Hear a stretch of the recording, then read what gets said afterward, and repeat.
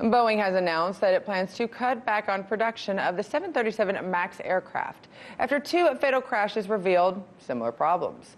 But as the company faces the first of what could turn into hundreds of lawsuits, its stock continues to fall. RT's Rachel Blevins is joining us now with the latest. Rachel, what can you tell us about the plight of these victims, their families, and how is Boeing responding?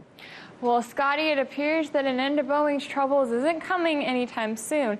Now, as we have seen, two fatal crashes in the last 6 months have taken the lives of nearly 350 people.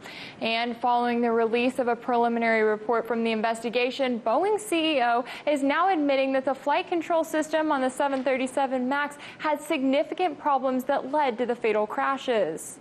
The full details of what happened in these two accidents will be issued by the government authorities in the final reports. But with the release of the preliminary report of the Ethiopian Airlines Flight 302 accident investigation, it's apparent that in both flights, the Maneuvering Characteristics Augmentation System, known as MCAS, activated in response to erroneous angle of attack information. The report from last month's crash in Ethiopia shows that the crew on board followed all of the instructions from Boeing and did everything in their power to prevent the plane from crashing, but they were not able to overcome its mechanical problems. Boeing officials have claimed they are working to update the plane's software to ensure that the problem is corrected. Until those updates are approved and verified by aviation authorities, Boeing plans to cut back on production of the 737 MAX starting this month.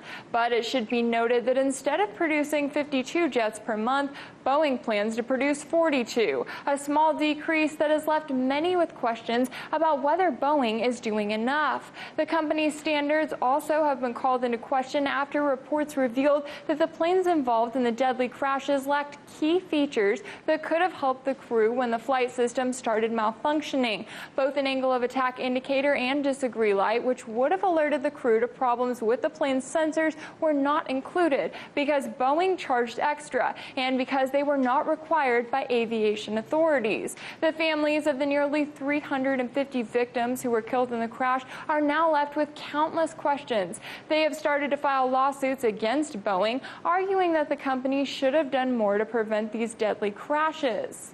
We are one of 337 families with such huge holes because this aircraft didn't function. Samia and her fellow passengers shouldn't have died. Those in charge of creating and selling this plane did not treat Samia as they would their own daughters.